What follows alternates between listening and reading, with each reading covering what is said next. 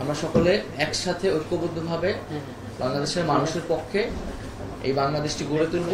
এটি আমাদের কাছে একটি সুযোগ এসেছে, সেই সুযোগটি আমরা কাজে লাগাবো এবং আমাদের যে গণমাধ্যম, আমাদের যে তথ্য এবং সম্প্রচার, সেই বিষয়গুলো নিয়ে আমরা যাতে আমাদের কোনো ধরনের সমালোচনার সুযোগ না আসে সেই বিষয়ে আমরা সচেতন থাকবো।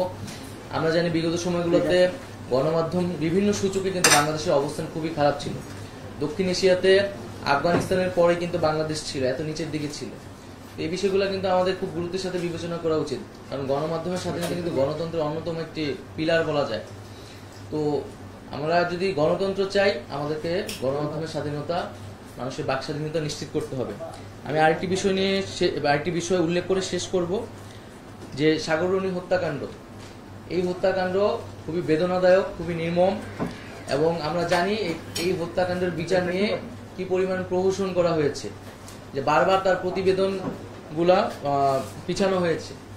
তো এই সাগররণী হত্যাকাণ্ড সহ এই ধরনের যে হত্যাকাণ্ডগুলা হয়েছে, সাংবাদিকদের উপর নিপীড়ন হয়েছে, এই বিষয়গুলোর তদন্ত করতে হবে এবং সরকারের জায়গা থেকে যা ভূমিকা বা মন্ত্রণালয়ের জায়গা থেকে সেই ভূমিকাগুলো আমরা অবশ্যই পালন করব।